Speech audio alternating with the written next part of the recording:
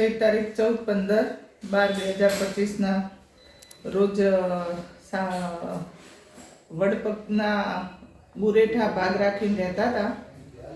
એમના ત્યાં દીકરી આરતીબેન જે છેલ્લા 6 મહિનાથી રિસાઈન બેઠી હતી, તો તેને તેડવા માટે મુકેશ ઉર્ફે અજય રામાભાઈ ઠાકોર રહે સાબલાવડાણા, તાલુકો દિયોદર, એ રાત્રે કંઈક એને તેડવા માટે આવ્યો હતો.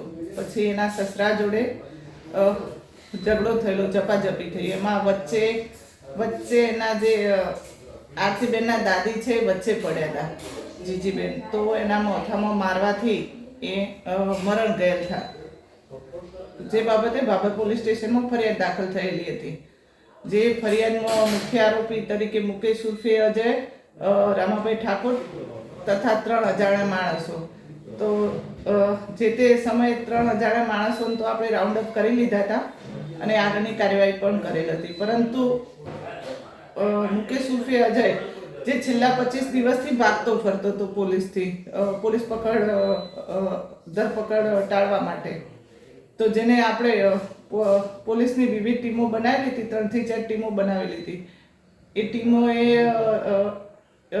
હ્યુમન સોર્સ અને જે ટેકનિકલના આધારે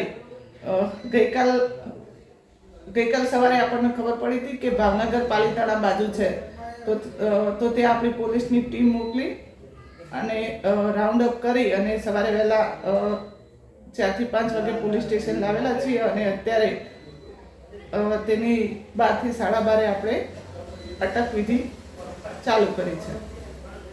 સાહેબ, મુખ્ય આરોપી આ જ હતો ને?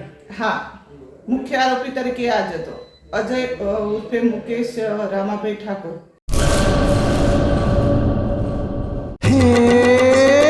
સોનાનો સૂરજ ઉગ્યો રે ખેતરમાં, સાગર લક્ષ્મી બાજરી બિયારણ, લાંબા ડુંડામાં દાણા ભરપૂર, ખેડૂતને આપે ઉપજ ભરપૂર.